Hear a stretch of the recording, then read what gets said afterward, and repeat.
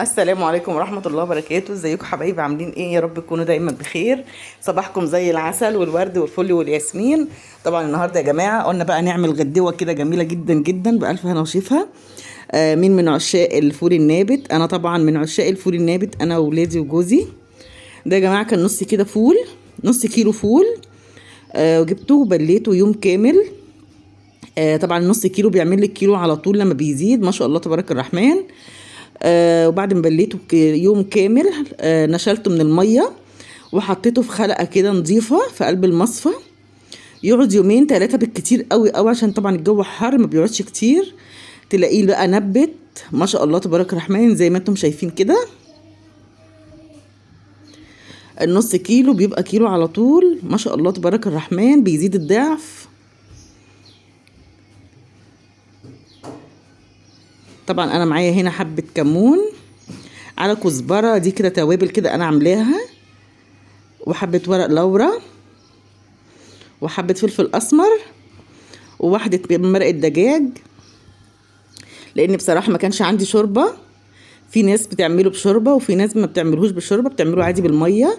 ومعايا بصلايه مفرومه كده مقطعاها طبعا حتت كده. البصلايه دي يا جماعه عايزه اشتكي لكم منها، خلتني عيطت كتير جدا جدا جدا وعينيا وجعتني. طبعا احلى فول نابت تاكلوه والله العظيم، جميل جدا جدا وخفيف ما شاء الله تبارك الرحمن. زي ما انا قلت لكم النص كيلو بيعمل كيلو على طول، يعني ما تكتروش، حاولوا ما تكتروش. هو نص كيلو بألف هنا وشفا زي ما حضراتكم شايفين كده. طبعا انا جبت بقى حله كده وحطيت فيها حبه ميه، خلاص هتغلي بقى الميه هي. نسقط بقى بسم الله البصلايه.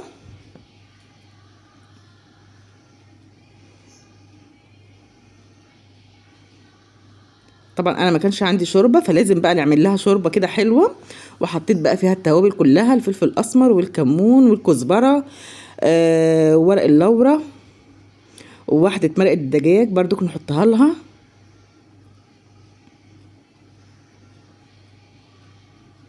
ما شاء الله تبارك الرحمن بألف هنا وشفا. يلا بقى نسقط مع بعض الفول. بسم الله الرحمن الرحيم، اللهم بارك. ما شاء الله تبارك الرحمن.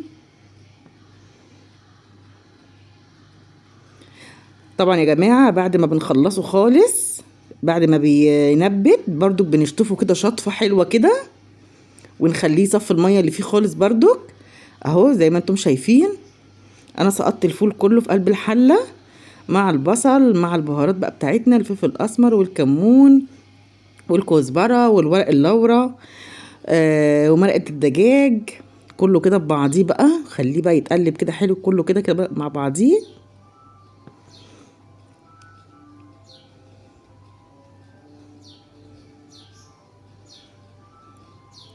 زي ما حضراتكم شايفين كده. في ناس بقى يا جماعة بتعمل له رز، بتعمل جنبيه رز. وفي ناس بتاكله بالعيش، وفي ناس بتقطع عيش كده وبتسقي تسقية بتاعت أجدادنا طبعا. دي أكلة شعبية جميلة جدا جدا جدا، بتاعت ستي وستك وجدي وجدك. ستي الله يرحمها كانت بتعمله لنا على طول الفول النابت، ما شاء الله تبارك الرحمن بألف هنا وشفا.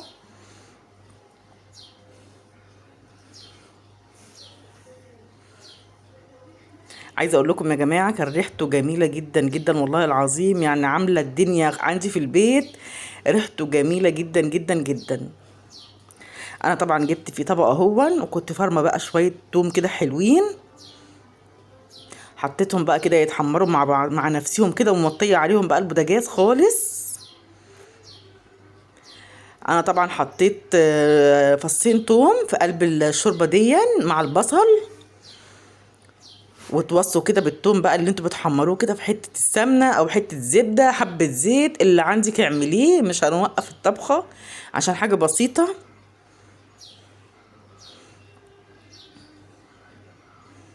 ما شاء الله تبارك الرحمن بألف هنا وشفا.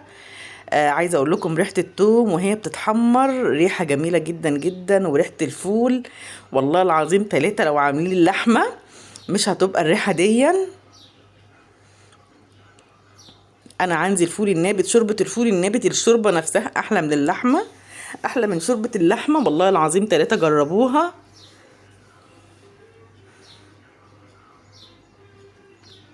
طبعا انا معايا هون التومة بتتحمر. انا بقى ما عملتش يا جماعة رز، لان بصراحة كان بقالي يومين 3 اعمل رز فزهقنا. فقلت النهاردة لا، انا مش عاملة خالص رز، انا هحمص جنبيه كده شوية عيش وخلاص.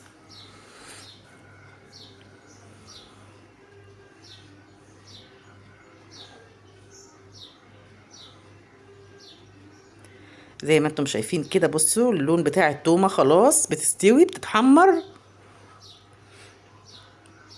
يلا بقى قومي الجدعاني كده وهاتيلك نص كيلو فول، ونبتيه كده، قومي اعمليه بقى لولادك. بسم الله ما شاء الله. بصوا يا جماعة، نص كيلو الفول ملال الحلة. طبعا الطشة بسم الله. عايزه اقول لكم يا جماعه والله العظيم 3 ريحتها جميله جدا جدا جدا. والفوله دي في الاساس بتزيد، يعني فوله جميله قوي قوي والله العظيم، بألف هنا وشفا. نص كيلو فول كنت جايباه ب15 جنيه، او بصراحه مش فاكره قوي، كان ب12 ونص كمان، يعني الكيلو كان عامل 25 جنيه. وفوله بيضه وجميله زي ما انتم شايفين كده. هو خلاص طبعا الفول النابت خلاص خلص. قلنا بقى نحمر كده جنبيها بقى شويه فلفل. ما احنا بقى مش هنعمل رز وكمان مش هنقلي فلفل، لا نعمل شويه فلفل كده حلوين. وبصوا يا جماعه، انا مش مبذره، انا بص مش حاطه زيت اساسا في الطاسه خالص. يا دوبك معلقتين 2 زيت يتحمروا بقى براحتهم. احنا بنجيب ازازه الزيت يا جماعه ب60 جنيه، ما بتاخدش مننا 3 4 ايام بالظبط. فلازم بقى نوفر كده ونمشي الدنيا مع جوازاتنا، عشان ايه؟ الدنيا تمشي كده وما نوقفهاش. فالحمد لله رب العالمين. بصوا اهو الفلفل بيستوي واحده واحده، مش لازم يعني لما تحطيه. وعايزه اقول لكم الفلفل كان هيفرقع في وشي زي ما حضراتكم شايفين. بصوا اهو انا مش مكتره زيت خالص، يعني انا متغربه وقاعده مع جوزي في حته مقطوعه وكده، وما نبقاش بقى مبذرين. تعالوا بقى نشوف بقى اكلتنا على الصينيه كده، الحمد لله نعمه وفضل. شويه النابت ما شاء الله تبارك الرحمن اهوت. وحطيت جنبها شويه مخلل حلوين محترمين، وقرنين فلفل عذبناهم شويه كده في الزيت اهو زي ما انتم شايفين. تعالوا بقى بصوا الحركه دي بقى. انا طبعا قطعت شويه عيش وحمصتهم بمعلقتين زيت، وقلت بقى ايه بقى، هنسقي بقى فيهم من غير رز. ما النهارده اختكم موفره في كل حاجه. طبعا بقى جبت شويه الفول كده، قلت بقى ايه، نسقي بقى العيش كده بالفول النابت بالشوربه. كانت لقمه جميله جدا جدا جدا، وبألف هنا وشفا. نعمه وفضل طبعا، الحمد لله رب العالمين. زي ما انتم شايفين اهو.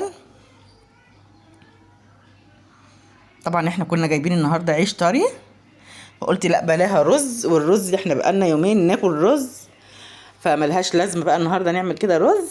زي ما انتم شايفين كده شويه عيش قطعتهم وعملت بيهم طبق التسقيه الحلو اللي انتم شايفينه دون. حطينا بقى العيش بتاعنا الابيض بتاع الشرقيه. اتمنى بقى تكتبوا لي في الكومنتات ايه رايكم، وتسلموا لي احلى واجدع اخوات في الدنيا بحالها. السلام عليكم حبايبي.